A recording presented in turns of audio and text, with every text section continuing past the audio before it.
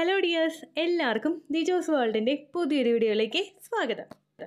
Contact ചെയ്യുന്ന സമയത്തും അതല്ലാത്ത സിറ്റുവേഷനുകളിലും ഞാൻ ഈ പറയുന്ന ഒരു വ്യത്യാസം നിങ്ങൾക്ക് ഉണ്ടാകുന്നുണ്ടെങ്കിൽ ഉറപ്പായിട്ടും നിങ്ങളെ ബോഡി ശ്രദ്ധിക്കണം.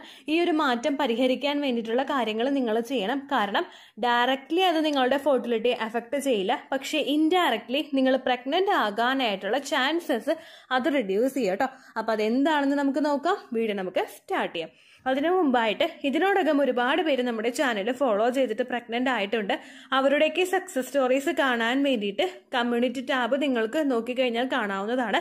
അതിൽ നിങ്ങളുടെ നാട്ടിലുള്ള സെയിം ഹെൽത്ത് കണ്ടീഷൻസ് ഉള്ള ആളുകൾ എന്തെല്ലാം ടിപ്സ് ആണോ ഫോളോ ചെയ്യുന്നത്, അതിൽ നിങ്ങൾക്ക് യൂസ്ഫുൾ ആണെന്ന് തോന്നുന്ന തരത്തിലുള്ള ടിപ്സ് നോക്കി ഫോളോ ചെയ്യാനായിട്ട് പ്രത്യേകം ശ്രദ്ധിക്കുക കേട്ടോ. ഒരിക്കലും ഒരു ഡോക്ടറുടെ ട്രീറ്റ്മെന്റിന് സബ്സ്റ്റിറ്റ്യൂട്ട് ആയിട്ടുള്ളതല്ല നമ്മുടെ ചാനലിൽ പറയുന്ന ഹോം റെമഡീസ്. നേരെ മറിച്ച് ഇതൊക്കെ നിങ്ങൾ കൃത്യമായിട്ട് ഫോളോ ചെയ്യുകയാണെങ്കിൽ, ഡോക്ടറുടെ ട്രീറ്റ്മെന്റിനോടൊപ്പം തന്നെ ഇതും കൂടി ഫോളോ ചെയ്യുകയാണെങ്കിൽ എളുപ്പത്തിൽ കൺസീവ് ആകാനായിട്ട് അത് ഒരുപാട് സഹായിക്കും കേട്ടോ. അതുപോലെ തന്നെ നമ്മുടെ ചാനലിൽ കമന്റ്സ് ഇട്ടിട്ട് 24 hours നിങ്ങൾക്ക് റിപ്ലൈ കിട്ടിയിട്ടില്ലെങ്കിൽ എല്ലാ ദിവസവും മൺഡേ ടു ഫ്രൈഡേ നമുക്ക് ചാനലിൽ ലൈവ് ഉണ്ട്. മോസ്റ്റ് പ്രോബബ്ലി ഒരു 2:30, 3 o'clock ടൈമിലാണ് നമ്മൾ ലൈവ് പോകുന്നത്. ആ സമയത്ത് നിങ്ങൾക്ക് കമന്റ് ചെയ്യാവുന്നതാണ്. അപ്പോൾ നമുക്ക് ഡയറക്റ്റ് ആയിട്ട് ഇന്ററാക്ഷൻ നടക്കും കേട്ടോ. അപ്പോൾ നമുക്ക് വീഡിയോ സ്റ്റാർട്ട് ചെയ്യാം. ഇവിടെ സംസാരിക്കുന്നത് വജൈനൽ ഡ്രൈനെസ്സിനെ പറ്റിയിട്ടാണ്. നമുക്ക് എല്ലാവർക്കും നമ്മുടെ മെൻസ്ട്രൽ സൈക്കിളിന്റെ ഏതെങ്കിലും ഒരു ദിവസങ്ങളിൽ വജൈനൽ ഡ്രൈനെസ് ഫീൽ ചെയ്യാറുണ്ട്. ഈ വജൈനൽ ഡ്രൈനെസ് കണ്ടിന്യൂസ് ആയിട്ട് നമുക്ക് അനുഭവപ്പെടുന്നത് നമുക്ക് ഇൻഫെർട്ടിലിറ്റി ഇഷ്യൂസ് ഉണ്ടാക്കുന്നതിന് കാരണമാകുന്നു. ഇതൊരിക്കലും ഡയറക്ട്ലി നമ്മുടെ ഫെർട്ടിലിറ്റി അഫക്ട് ചെയ്യില്ല, പക്ഷെ അഫക്ട് ചെയ്യാൻ പാകത്തിനുള്ള കാര്യങ്ങൾ ഇൻഡയറക്ട്ലി ഉണ്ടാക്കുന്നതിന് ഈ ഒരു സിറ്റുവേഷൻ കാരണമാകുന്നുണ്ട് കേട്ടോ. അപ്പോൾ എന്തുകൊണ്ട് നമുക്ക് വജൈനൽ ഡ്രൈനസ് എന്ന് പറയുന്നൊരു ബുദ്ധിമുട്ട് ഉണ്ടാകുന്നു എന്ന് ആദ്യം നോക്കാം. ഏറ്റവും ആദ്യത്തെ ഒരു റീസൺ ആണ് ഹോർമോൺ ചേഞ്ചസ്. നമ്മുടെ ശരീരത്തിലെ ഈസ്ട്രജൻ ഹോർമോണും പ്രൊജസ്ട്രോൺ ഹോർമോണും നോർമൽ ആയിട്ടുള്ള ഒരു ലെവലിലാണ് പോകേണ്ടത്. ഇതിൽ ഈസ്ട്രജൻ ഹോർമോണിന്റെ അളവ് നന്നായിട്ട് കുറഞ്ഞു പോയി കഴിഞ്ഞാൽ പലർക്കും വജൈനൽ ഡ്രൈനസ് ഉണ്ടാവുന്നു. ഈസ്ട്രജൻ ആണ് നമ്മുടെ ആ ഒരു വജൈനൽ പോർഷനുള്ള മോയ്സ്ചർ ഒക്കെ ഒന്ന് നിലനിർത്താൻ വേണ്ടിയിട്ട് ഹെൽപ്പ് ചെയ്യുന്നതും ബ്ലഡ് സർക്കുലേഷൻ ഒക്കെ ആ ഒരു പൊസിഷനിലോട്ട് കൊണ്ടുവന്ന് ഡിസ്ചാർജ് ഒക്കെ ജനറേറ്റ് ചെയ്യുന്നതിന് വേണ്ടിയിട്ടും സഹായിക്കുന്നത് ഈ ഒരു ഈസ്ട്രജൻ ആണ്.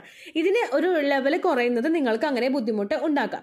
രണ്ടാമത്തെ ഒരു റീസൺ ആണ് നമ്മൾ എടുക്കുന്ന മെഡിസിൻസ് എസ്പെഷ്യലി നമ്മൾ പറയുകയാണെങ്കിൽ റെഗുലർ ആയിട്ട് പല സിറ്റുവേഷനിലും ഒരു ഡോക്ടറുടെ പ്രിസ്ക്രിപ്ഷൻ ഇല്ലാതെ നമ്മൾ എടുക്കുന്ന ഒരു മെഡിസിൻ ആണ് അലർജിക്ക് വേണ്ടിയിട്ടൊക്കെ ഉപയോഗിക്കുന്ന മെഡിസിൻസ്. നമുക്കിപ്പോൾ തുമ്മലോ ജലദോഷമോ ഒക്കെ അങ്ങനെ ഉണ്ടായിക്കഴിഞ്ഞാൽ പലരും അലർജി മെഡിസിൻസ് എടുക്കാറുണ്ട്. ഈ അലർജി നമുക്ക് മൂക്കൊലിപ്പ് ഉണ്ടാവുന്ന സമയത്ത് ഈ ഒരു മെഡിസിൻ നമ്മൾ എടുക്കുന്നത് നമ്മുടെ ആ ഒരു മൂക്കൊലിപ്പ് ഒന്ന് കൺട്രോൾ ചെയ്യാൻ വേണ്ടിയിട്ടാണ്. ഈ വജൈനൽ ഡിസ്ചാർജ് നമുക്ക് ഇങ്ങനെ നമ്മളുടെ ശരീരത്തിൽ ഉണ്ടാകുന്ന ഒരു ലിക്വിഡിന്റെ പുറത്തേക്ക് പോകുന്ന ഒരു രീതിയാണ്. ഇതിന് ഒരു നിയന്ത്രണം ഉണ്ടാവുന്നതിനും ഇത് കുറയുന്നതിനും വേണ്ടിയിട്ട് ഈ ഒരു മെഡിസിൻ എടുക്കുന്നത് കാരണമാകുന്നുണ്ട് കേട്ടോ. എന്ന് വെച്ചിട്ട് മെഡിസിൻ എടുക്കേണ്ട എന്നല്ല, മെഡിസിൻ എടുക്കേണ്ട സിറ്റുവേഷൻസിൽ നമ്മൾ മെഡിസിൻ എടുക്കണം. പക്ഷെ ഒരു ഡോക്ടറുടെ പ്രിസ്ക്രിപ്ഷൻ കൂടാതെ ഒരുപാട് ഇതുപോലെ അലർജി മെഡിസിൻസ് നമ്മൾ എടുക്കാനായിട്ട് പാടില്ല. മൂന്നാമത്തേതാണ് നമ്മളിൽ കണ്ടിന്യൂസ് ആയിട്ടുണ്ടാവുന്ന സ്ട്രെസ്സും ആൻസൈറ്റിയും. ഇത് ഒരു കൺട്രോൾ ഇല്ലാതെ നമുക്ക് തുടർച്ചയായിട്ട് ഇത് പോയിക്കൊണ്ടിരിക്കുന്നുണ്ടെങ്കിൽ പല ഹോർമോൺസിന്റെയും പ്രവർത്തനത്തിനെ ആ ഒരു ഡിസ്ചാർജ് അഫക്ട് ചെയ്യുകയും അതിന്റെ ഭാഗമായിട്ട് നിങ്ങൾക്ക് ഒരു ഡ്രൈനെസ് ഫീൽ ചെയ്യാനായിട്ടുള്ള സിറ്റുവേഷൻസും ഉണ്ട് കേട്ടോ. അടുത്തൊരു റീസൺ ആണ് നമുക്കുണ്ടാവുന്ന ഡീഹൈഡ്രേഷൻ. നമ്മുടെ ശരീരത്തിലെ ആക്ടിവിറ്റീസ് മുൻപോട്ടേക്ക് പോകണമെങ്കിൽ നമ്മൾ എപ്പോഴും ഹൈഡ്രേറ്റഡ് ആയിട്ടിരിക്കണം. പ്രഗ്നൻസി പോസിറ്റീവ് ആകുന്ന സമയത്ത് എംബ്രിയോയെ ഒന്ന് നറിഷ് ചെയ്യുന്നതിന് വേണ്ടിയിട്ടും അതുപോലെ നമ്മുടെ ശരീരത്തിലെ ഗ്രോത്ത് ആൻഡ് ഡെവലപ്മെന്റിനൊക്കെ വേണ്ടിയിട്ട് ഒരുപാട് വാട്ടർ റിക്വയർമെന്റ്സ് നമുക്ക് ആവശ്യമാണ്. അപ്പോൾ ഇതിന്റെ ഒരു ലെവലിൽ കുറവ് വരുന്നതും ഡീഹൈഡ്രേഷൻ ഉണ്ടാകുന്നതും മൂലം നമുക്ക് വജൈനൽ ഡ്രൈനെസ് ഉണ്ടാകുന്നതിന് കാരണമാകുന്നുണ്ട് കേട്ടോ. ഇനി ഈ ഒരു വജൈനൽ ഡ്രൈനെസിന്റെ ലക്ഷണങ്ങൾ എന്തൊക്കെയാണെന്ന് നമുക്ക് നോക്കാം. ഫിസിക്കൽ കോണ്ടാക്ട് ചെയ്യുന്ന സമയത്ത് നമുക്ക് ഇറിറ്റേഷൻ ഉണ്ടാവുക, എങ്ങനെയെങ്കിലും ഇതൊന്ന് തീർന്ന് കിട്ടിയാൽ മതി എന്നുള്ളൊരു വിചാരം നമ്മുടെ മൈൻഡിലോട്ട് ഉണ്ടാവുക. അതുപോലെ തന്നെ നമുക്ക് അവിടെ ഭയങ്കരമായിട്ടൊരു എന്താ പറയുക, ഒരു മോയ്സ്ചർ ഇല്ലാത്ത പോലുള്ളൊരു സെൻസേഷൻ നമുക്ക് ഇടയ്ക്കിടയ്ക്ക് ഫീൽ ചെയ്തുകൊണ്ടേയിരിക്കും. അടുത്തത് നമുക്ക് ഇച്ചിങ് കൂടുതലായിട്ട് വരിക.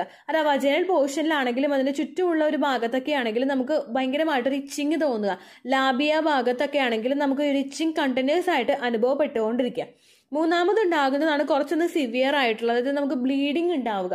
ചില സമയത്ത് ഫിസിക്കൽ കോണ്ടാക്ട് ചെയ്യുമ്പോൾ ഒട്ടും തന്നെ നമ്മൾ കംഫർട്ടബിൾ ആകാത്ത സിറ്റുവേഷനിൽ ചെറുതായിട്ട് ബ്ലീഡിങ്ങും ഈ സിറ്റുവേഷനിൽ പലർക്കും അനുഭവപ്പെടാറുണ്ട് കേട്ടോ.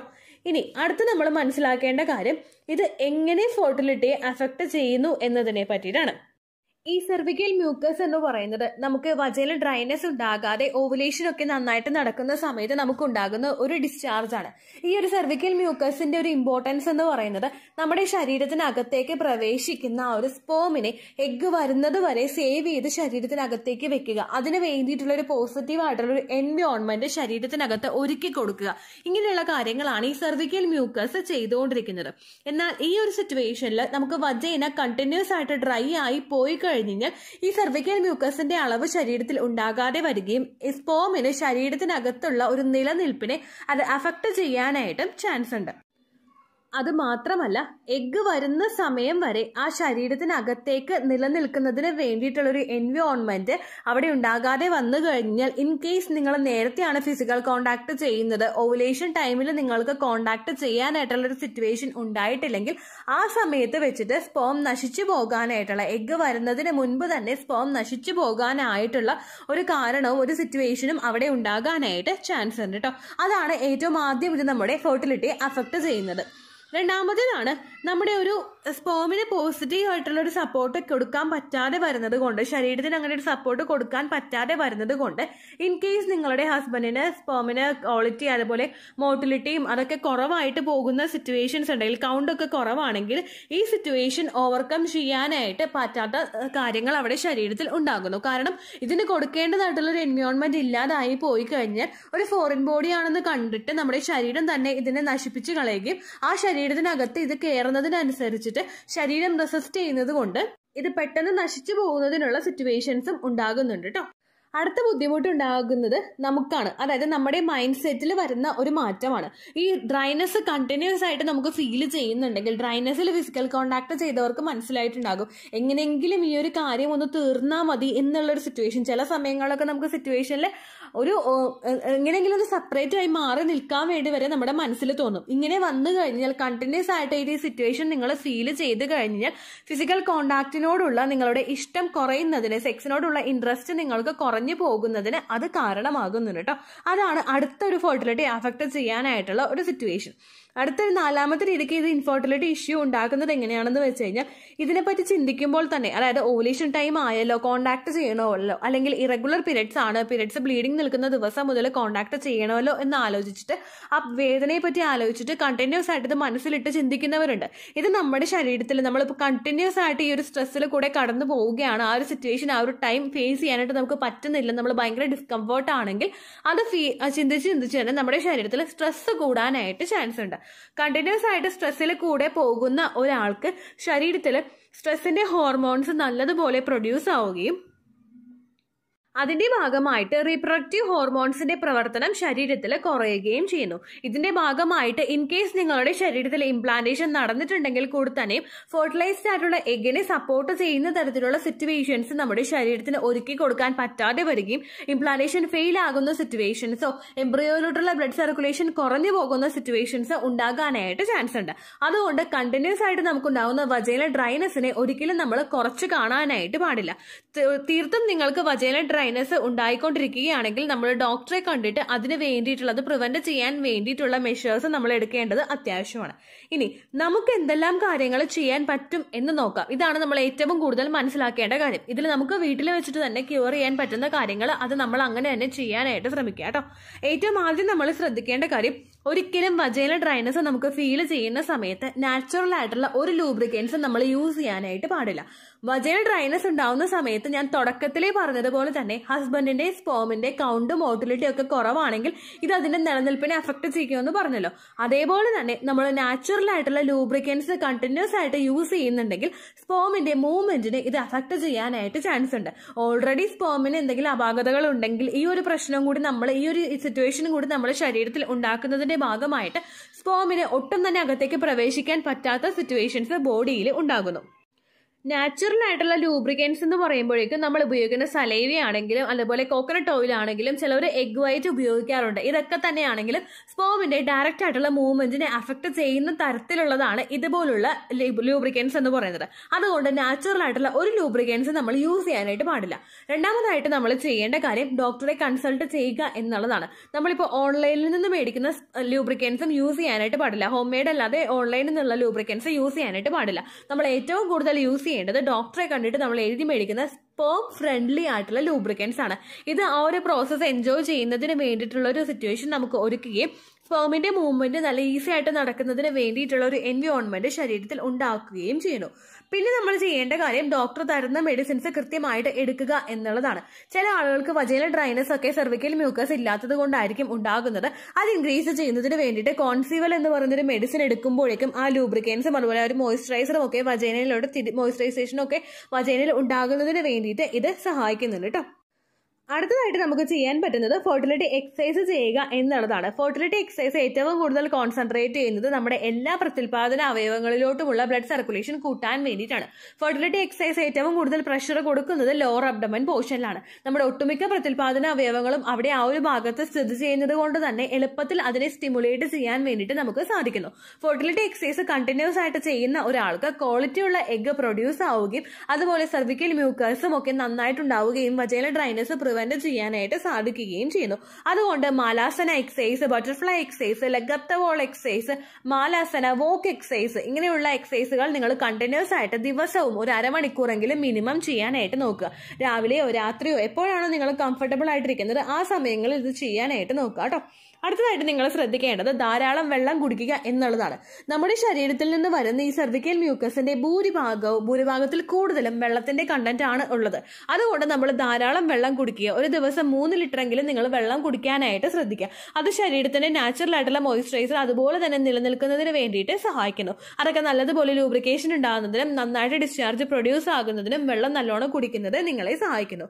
ഒപ്പം ശ്രദ്ധിക്കേണ്ട കാര്യമാണ് വെള്ളം ഒരുപാട് കുടിക്കാൻ താല്പര്യമില്ലെങ്കിൽ വെള്ളത്തിന്റെ കണ്ടന്റ് അടങ്ങിയിട്ടുള്ള ഫ്രൂട്ട്സും വെജിറ്റബിൾസും ഡയറ്റിൽ കൂടുതലായിട്ടും ഉൾപ്പെടുത്തുക.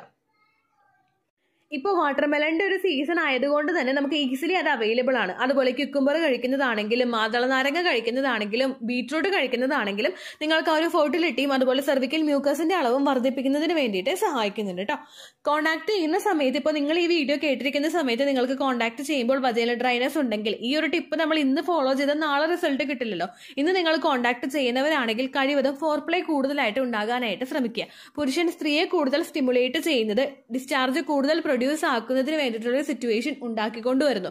ആ എക്സാക്ട് ആയിട്ടുള്ള ഒരു ഡിസ്ചാർജ് വരുന്ന സമയത്ത് നന്നായിട്ട് ഫിസിക്കൽ കോൺടാക്ട് ചെയ്യുകയാണെങ്കിൽ ഇതുപോലുള്ളതിന്റെ സ്പേമിന്റെ മൂവ്മെന്റ് ഒക്കെ നന്നായിട്ട് നടക്കുന്നതിന് നമുക്ക് പെട്ടെന്ന് തന്നെ ഫെർട്ടിലൈസേഷൻ ഉണ്ടാകുന്നതിന് വേണ്ടിയിട്ടുള്ള സിറ്റുവേഷൻസും ഇത് ഒരുക്കുന്നുണ്ട് കേട്ടോ.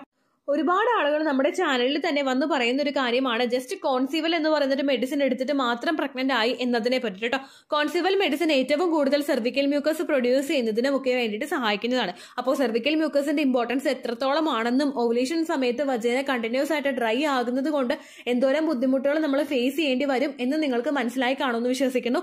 ഈ ഒരു ബുദ്ധിമുട്ടുണ്ടെങ്കിൽ നിങ്ങൾ ഇതുപോലെ ഹോം റെമഡീസും ഫോളോ ചെയ്യുക. ഒപ്പം ഡോക്ടറെ പോയി കണ്ടിട്ട് ഡയറക്റ്റ് ആയിട്ട് ട്രീറ്റ്മെന്റ് എടുക്കുക കേട്ടോ. അതല്ലെങ്കിൽ അത് ഇൻഡയറക്ട്ലി നിങ്ങൾ ഫെർട്ടിലിറ്റി അഫക്ട് ചെയ്യാനായിട്ട് ചാൻസ് ഉണ്ട് കേട്ടോ. ഇത്രയേ ഉള്ളൂ വീഡിയോ. യൂസ്ഫുൾ ആയി കാണുമെന്ന് വിശ്വസിക്കുന്നു. യൂസ്ഫുൾ ആവുന്നുണ്ടെങ്കിൽ ലൈക്ക് ചെയ്യുക, ഫ്രണ്ട്സിനൊക്കെ ഷെയർ ചെയ്ത് കൊടുക്കുക കേട്ടോ. എന്തെങ്കിലും സംശയം ഉണ്ടെങ്കിൽ നിങ്ങൾ കമന്റ്സിൽ ചോദിക്കുക.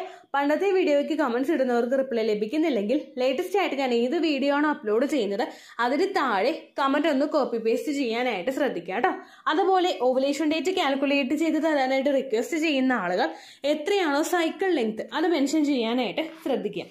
സൈക്കിൾ ലെങ്ത് എന്നതുകൊണ്ട് ഉദ്ദേശിച്ചത് ഓരോ മാസവും എത്ര ദിവസം കൂടുമ്പോഴാണോ ബ്ലീഡിങ് വരുന്നത് അതാണ് സൈക്കിൾ ലെങ്ത്. കഴിഞ്ഞ മാസം ഒരു 8-ാം തീയതിയാണ് ബ്ലീഡിങ് ആയതെങ്കിൽ ഈ മാസം 6-ാം തീയതിയാണ് ബ്ലീഡിങ് ആയതെങ്കിൽ കഴിഞ്ഞ മാസം 8-ാം തീയതി മുതൽ ഈ മാസം 6-ാം തീയതി വരെ എത്ര ദിവസമുണ്ടോ അത് കാലണ്ടറിൽ എണ്ണി തിട്ടപ്പെടുന്നതാണ് നിങ്ങളുടെ സൈക്കിൾ ലെങ്ത്. സൈക്കിൾ ലെങ്ത് നമ്മൾ കൃത്യമായിട്ട് കാൽക്കുലേറ്റ് ചെയ്യുകയാണെങ്കിൽ ഓവുലേഷൻ ഡേറ്റ് എളുപ്പത്തിൽ കണ്ടുപിടിക്കാൻ വേണ്ടിയിട്ട് ഒരുപാട് ആപ്ലിക്കേഷൻസും ഒരുപാട് ഓൺലൈൻ ആയിട്ടുള്ള വെബ്സൈറ്റുകളും ഇന്ന് നമുക്ക് അവൈലബിൾ ആണ്. പ്ലേ സ്റ്റോറിൽ പോയിട്ട് ഓൺലൈൻ ഓവുലേഷൻ ട്രാക്കർ എന്ന് ടൈപ്പ് ചെയ്ത് കഴിഞ്ഞാൽ നിങ്ങൾക്ക് അതുമായിട്ട് ബന്ധപ്പെട്ടിട്ടുള്ള ആപ്ലിക്കേഷൻസ് കിട്ടും. അത് പറ്റുന്നില്ല എങ്കിൽ ഗൂഗിളിൽ പോയിട്ട് ഓൺലൈൻ ഓവുലേഷൻ കാൽക്കുലേറ്റർ എന്ന് ടൈപ്പ് ചെയ്ത് കഴിഞ്ഞാൽ അതുമായിട്ട് ബന്ധപ്പെട്ടിട്ടുള്ള വെബ്സൈറ്റുകൾ നിങ്ങൾക്ക് കിട്ടും. അതിൽ നിങ്ങളുടെ ലാസ്റ്റ് മന്തിലെ മെൻസ്ട്രേഷന്റെ ഡേറ്റും ഒപ്പം ഞാൻ ഈ പറഞ്ഞ രീതിക്ക് നിങ്ങൾ കാൽക്കുലേറ്റ് ചെയ്യുന്ന സൈക്കിൾ ലെങ്ത്തും എൻ്റർ ചെയ്ത് കൊടുക്കുകയാണെങ്കിൽ നിങ്ങൾക്ക് കൃത്യമായിട്ട് ഓവുലേഷൻ ഡേറ്റ് കണ്ടുപിടിക്കാനായിട്ട് സാധിക്കും. ഫെർട്ടൈൽ ടൈം പീരീഡും നിങ്ങൾക്ക് കിട്ടും. അതായത് എത്ര ദിവസം മുതൽ കോൺടാക്ട് ചെയ്ത് തുടങ്ങിക്കഴിഞ്ഞാൽ നിങ്ങൾ പ്രഗ്നന്റ് ആകും എന്നുള്ളൊരു ഡേറ്റും നിങ്ങൾക്ക് പ്രോപ്പറായിട്ട് കിട്ടും കേട്ടോ. ഇത് കാൽക്കുലേറ്റ് കാൽക്കുലേറ്റ് ചെയ്യുന്ന സമയത്ത്, സൈക്കിൾ ലെങ്ത് കാൽക്കുലേറ്റ് ചെയ്യുന്ന സമയത്ത് നിങ്ങളുടെ ആ ഒരു കലണ്ടറിൽ നോക്കി തന്നെ നിങ്ങൾ കാൽക്കുലേറ്റ് ചെയ്യുക. പല മാസങ്ങളിലും 30-31 ദിവസമുണ്ട്, അതുകൊണ്ടാണ് അങ്ങനെ പറഞ്ഞത്. ഒപ്പം നിങ്ങൾക്ക് ബ്ലീഡിങ് തുടങ്ങിയ ദിവസത്തിന് വേണം നിങ്ങൾ ഡേ 1 ആയിട്ട് എടുക്കാൻ വേണ്ടിയിട്ട്. സ്പോട്ടിങ് തുടങ്ങിയ ദിവസത്തിനെ, അതായത് ചെറുതായിട്ട് ഡിസ്ചാർജ് പോയി തുടങ്ങിയ ദിവസത്തിനെ നിങ്ങൾ കൺസിഡർ ചെയ്യേണ്ട ആവശ്യം ഇല്ല കേട്ടോ. അപ്പോൾ ഇത്രയേ ഉള്ളൂ വീഡിയോ. അടുത്തൊരു വീഡിയോ ആയിട്ട് നമുക്ക് വീണ്ടും കാണാം. ബൈ.